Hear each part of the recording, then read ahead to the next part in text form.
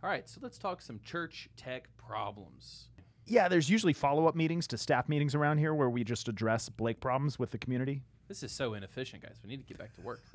I started a Reddit channel. So, Speaking of getting back to work, Drew, hit us with your question on this one.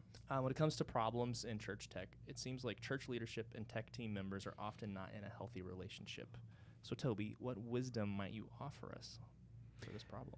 So we're speaking to the church tech community. It's not like we're necessarily making the video for the pastoral leadership. So we're going to focus on the church tech community and what they can do in order to grow healthy relationships with their pastoral staff.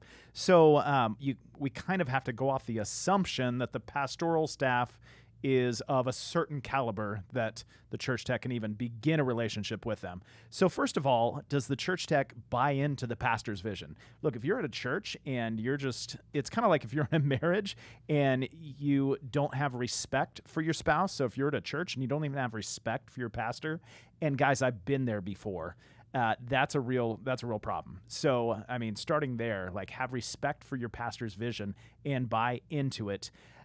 Do you have a relationship with your pastor? Do you know the name of their spouse, the name of their kids? When you pass them in the hall, do you say, hey, pastor's name? Like, how's your wife doing? Like, I heard your kid was sick. Like, do you have that relationship where you're actually engaging beyond a yes, like, I'll get that done. Don't worry about it. Like, do you have that personal relationship built up?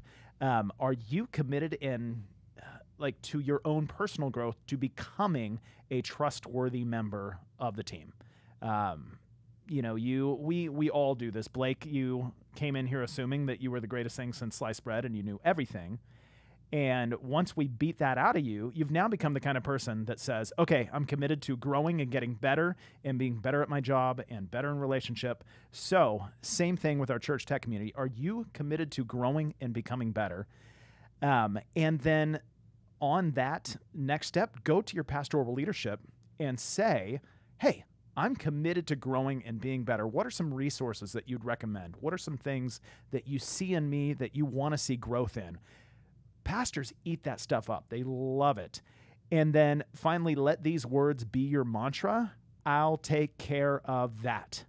When a pastor knows that he or she can trust you to take care of your job, that they don't have to ask you again, that they know they're going to stand up on a Sunday morning, and even the simplest thing like the mic is not going to be muted, and they can come on a Sunday morning and not worry that the production is going to be well done and well thought through and extremely well executed.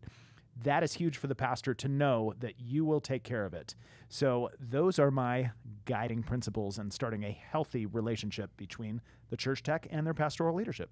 Yeah, that's awesome. It's interesting that you bring up the mic scenario because often at my church visits when I'm doing evaluations and helping our church tech friends out, one of the things that I look for is when the pastor walks up on stage, is he tapping the mic? Does he trust that mic is going to be on? And that's always just an indicator of the situation that I'm walking into, because if he's tapping that mic, we can't even start talking about budget. We can't start having hard conversations because he doesn't trust you to turn the mic on.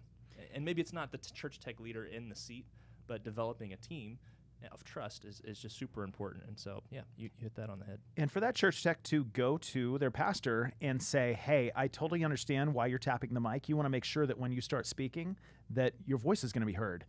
I want to ask you to trust me that I will take care of that. You don't need to tap it. I will take care of that. Now I have 6 words.